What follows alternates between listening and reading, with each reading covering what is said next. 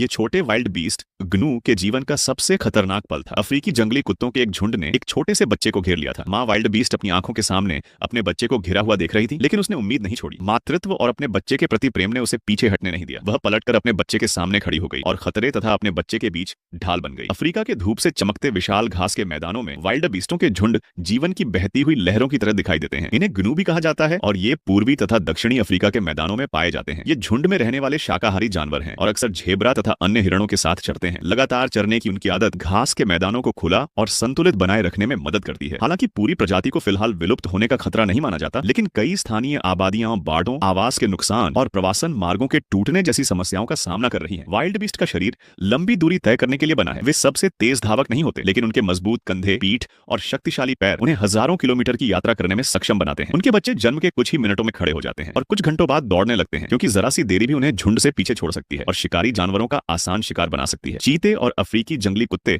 हमेशा ऐसे कमजोर और अकेले पड़ जाने वाले बच्चों की तलाश में रहते हैं। इसी बीच अफ्रीकी जंगली कुत्तों का झुंड चुपचाप करीब आ चुका था। जब तक मां वाइल्ड बीस्ट को खतरे का एहसास हुआ, तब तक बहुत देर हो चुकी थी। जंगली कुत्तों ने हमला कर दिया। छोटे बच्चे के पैर अब भी कमजोर थे और वह घबराहट में अपनी जान बचाने के लिए भागने लगा। अफ्रीकी जंगली कुत्ते टीम बनाकर शिकार करने के माहिर होते हैं। उनके और बच्चे के बीच की दूरी लगातार कम होती जा रही थी। लगातार पीछा किए जाने के डर ने उसकी थोड़ी सी ताकत भी खत्म कर दी। तभी एक जंगली कुत्ता छलांग लगाकर उस पर टूट पड़ा और बच्चे को जकड़ लिया। अपनी जान बचाने के लिए भाग रही मां वाइल्ड बीस्ट ने प्रकृति के हर नियम को चुनौती देते हुए अचानक पलटकर वापसी की। वह अपने बच्चे को बचाने के लिए दौड़ी, लेकिन जंगली कुत्तों का झुंड बेहद संगठित था। वे चारों तरफ से घेरकर हमला कर रहे थे, काट रहे थे और उसे पीछे धकेल रहे थे। इतने सुनियोजित और सामूहिक हमले के सामने मां वाइल्ड बीस्ट हर दिशा से अपने बच्चे की रक्षा नहीं कर सकी। संख्या और रणनीति के दबाव में उसकी ताकत धीरे धीरे जवाब देने लगी। अंततः थकान ने उसकी इच्छा शक्ति को भी तोड़ दिया। उसे पीछे हटना पड़ा और अपने बच्चे को उस दुखद और शांत अंत के हवाले छोड़ना पड़ा। मां वाइल्ड बीस्ट बेबस और दर्द से भरी आंखों से यह सब देखती रही, लेकिन वह कुछ नहीं